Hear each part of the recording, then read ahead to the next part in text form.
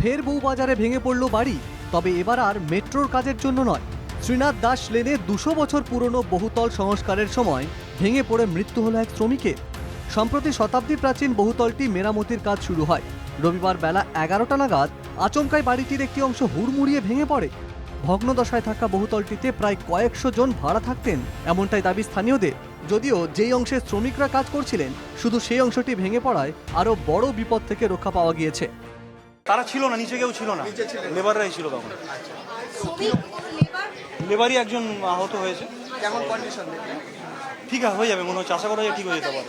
হ্যাঁ, এই মাত্র মেডিকেল কলেজে নিয়ে যাওয়া হয়েছে, দমকল ছিল, নিয়ে গেছে। कुछ वर्कर था, काम कर रहा था, वो दब गया था, उसी में हम लोग आवाज दिया गया तो हेल्प करने के लिए पहुंच गया था।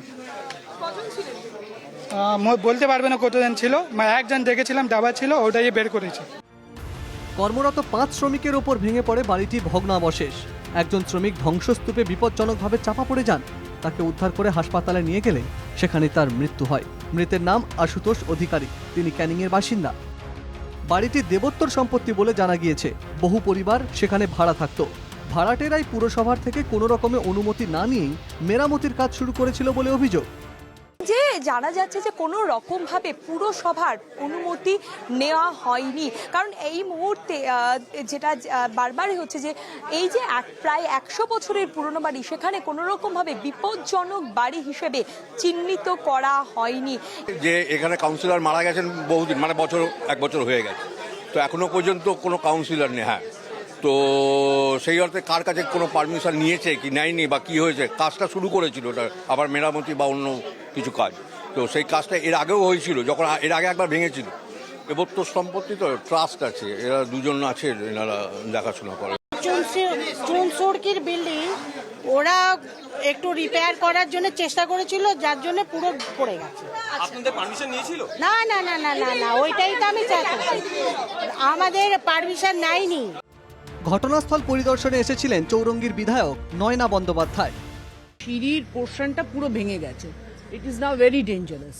তো ওই জন্য আমরা এখন সেটেলমেন্ট করলাম, যেহেতু একটা বিশাল বড় বাড়ি, অনেক ভাড়াটে একসাথে থাকে, সেই ভাড়াটাদের সঙ্গে কথা বললাম, কথা বলে আমরা আপনারা ডিসিশন নিন, আপনারা যা বলবেন আমরা সেই অ্যাকর্ডিংলি করব।